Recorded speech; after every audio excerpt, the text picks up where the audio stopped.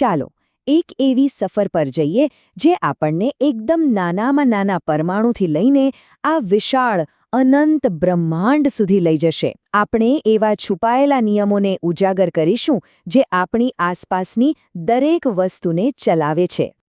ક્યારે વિચાર્યું છે કે આ બ્રહ્માંડનો સૌથી નાનો કણ અને સૌથી મોટી આકાશગંગા એમની વચ્ચે શું સંબંધ હોઈ શકે? આ એક એવો સવાલ છે જે આપણી આજની આખી સફરનો પાયો છે. ચાલો સાથે મળીને એ અદૃશ્ય કડીઓ શોધીએ જે આ બધાને જોડીને રાખે છે. તો આપણી આ સફરના મુખ્ય પડાવ કયા કયા હશે? આપણે શરૂઆત કરીશું પરમાણુના કેન્દ્રથી, પછી જોઈશું પ્રકૃતિના અદ્ભુત ચક્રો, ખેતીના ભવિષ્ય પર એક નજર નાખીશું, આપણા શરીરની અંદરની દુનિયાને સમજીશું અને છેલ્લે બ્રહ્માંડને બાંધી રાખતા એ અદૃશ્ય ગુંદર વિશે જાણીશું. તો ચાલો સફર શરૂ કરીએ. અને શરૂઆત ક્યાંથી? દ્રવ્યના સૌથી નાના મૂળભૂત એકમથી. આપણે વાત કરીશું રધરફોર્ડના એ પ્રખ્યાત પ્રયોગની જેણે પરમાણુ વિશેની આપણી સમજને હંમેશા માટે બદલી નાખી. આ પ્રયોગનો આઈડિયા તમે જુઓ, એકદમ સરળ પણ બહુ જ સ્માર્ટ હતો. એમને બસ એ જાણવું હતું કે પરમાણુની અંદર શું છે. તો એમણે શું કર્યું? સોનાની એકદમ પાતળી પટ્ટી લીધી અને એના પર આલ્ફા કણોનો મારો ચલાવ્યો. જાણે કે કોઈ અંધારા ઓરડામાં એક વસ્તુ પર કાંકરા ફેંકીને એના આકારનો અંદાજ લગાવવાનો પ્રયત્ન કરતું હોય. અને અહીંથી જ આખી ગેમ બદલાઈ ગઈ. જે પરિણામો મળ્યા એ ધાર્યા કરતાં સાવ અલગ હતા. મોટાભાગના કણો તો જાણે કશું હોય જ નહીં એમ સીધા જ પસાર થઈ ગયા.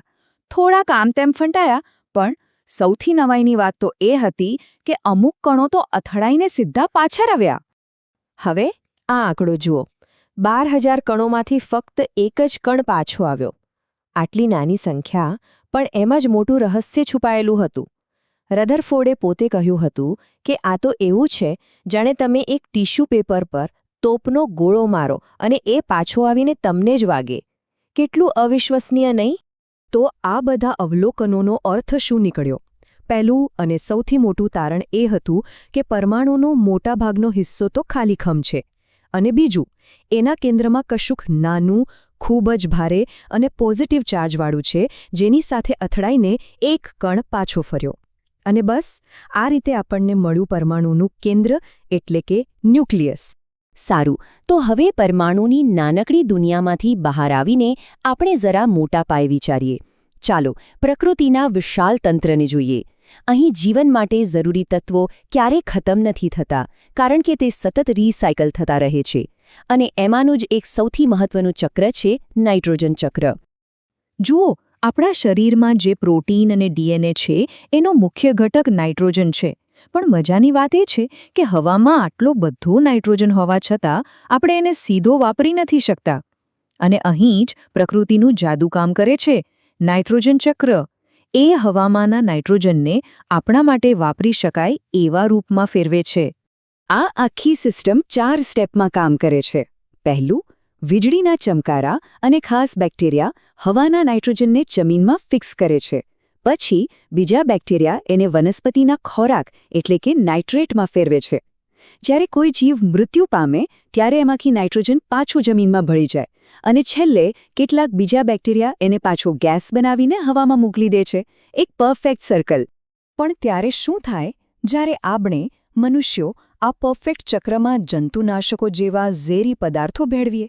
ત્યારે એક બહુ જ ખતરનાક ઘટના બને છે, જેની કહેવાય છે જૈવિક વિશાલન. ચાલો જોઈએ કે આ શું છે. આને એકદમ સરળ રીતે સમજીએ. કલ્પના કરો કે એક ઝેર છે જે આહારની સીડી પર ઉપરને ઉપર ચડી રહ્યું છે. પાણીમાં રહેલા નાના જીવો થોડું ઝેર લે છે. એમને નાની માછલી ખાય, પછી એમને મોટી માછલી ખાય. દરેક સ્ટેપ પર ઝેરની માત્રા વધતી જાય છે અને જે ટોચ પર હોય છે એના શરીરમાં સૌથી વધુ ઝેર જમા થાય છે. અને આ સમસ્યા આપણને સીધા ખેતીના વિષય પર લઈ આવે છે. જો આપણે પ્રકૃતિના નિયમોને સમજીને કામ કરીએ તો આપણે આ સમસ્યાઓથી બચી શકીએ. તો ચાલો ખેતી કરવાની 2 મુખ્ય પદ્ધતિઓ, જૈવિક એટલે કે ઓર્ગેનિક અને પરંપરાગત વચ્ચે શું ફરક છે તે જોઈએ. આ સરખામણીથી બધું સ્પષ્ટ થઈ જાય છે. એક બાજુ છે જૈવિક ખેતી, જે પ્રકૃતિ સાથે મળીને કામ કરે છે. કુદરતી ખાતર, લીમડા જેવા જૈવિક કીટનાશકો અને પાકની ફેરબદલી. બીજી બાજુ છે પરંપરાગત ખેતી, જે મોટાભાગે રાસાયણિક ખાતરો, જંતુનાશકો અને એક જ પાક ઉગાડવા પર નિર્ભર છે. તો પછી જૈવિક ખેતી શા માટે આટલી મહત્વની છે? કારણ કે એનાથી આપણને માત્ર શુદ્ધ અને પોષણયુક્ત ખોરાક જ નથી મળતો, પણ આપણી જમીન અને પાણીને પણ પ્રદૂષણથી બચાવે છે. અને સૌથી અગત્યનું, એ જમીનની ફળદ્રુપતા લાંબા સમય સુધી ટકાવી રાખે છે. સારું, ખેતરમાંથી શુદ્ધ ખોરાક આવી ગયો, પણ એ શરીરમાં ગયા પછી એનું શું થાય છે? ચાલો હવે આપણે પ્રકૃતિના મોટા તંત્રમાંથી માનવ શરીરના જટિલ તંત્રમાં જઈએ અને પાચનની આ અદ્ભુત રાસાયણિક પ્રક્રિયાને સમજીએ. ખોરાકની આ યાત્રા મોંમાંથી જ શરૂ થઈ જાય છે, જ્યાં લાળ સ્ટાર્ચને તોડવાનું શરૂ કરે છે. ત્યાંથી ખોરાક પહોંચે છે જઠરમાં, જ્યાં એસિડ અને એન્ઝાઇમ્સ પ્રોટીન પર કામ કરે છે. પણ અસલી મેજિક તો નાના આંતરડામાં થાય છે. અહીં જ મોટા ભાગનું પાચન પૂરું થાય છે અને બધા પોષક તત્વો લોહીમાં શોષાય છે. અને છેલ્લે મોટું આંતરડું પાણી શોષી લે છે અને બચેલો કચરો બહાર કાઢવાની તૈયારી કરે છે. અને હવે આપણે આપણી સફરના છેલ્લા અને સૌથી મોટા પડાવ પર છીએ. ચાલો એક એવા મૂળભૂત બળને સમજીએ જે ફક્ત આપણા પગને જમીન પર નથી રાખતું, પણ આખા બ્રહ્માંડને, આકાશગંગાઓને એક સાથે બાંધી રાખે છે.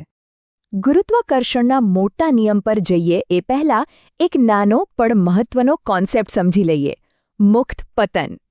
આનો સીધો અર્થ એ છે કે જ્યારે કોઈ વસ્તુ પર હવાના અવરોધ સિવાય બીજું કોઈ બળ ન લાગતું હોય અને માત્ર ગુરુત્વાકર્ષણ જ એને ખેંચતું હોય, ત્યારે એની ગતિને મુક્ત પતન કહેવાય.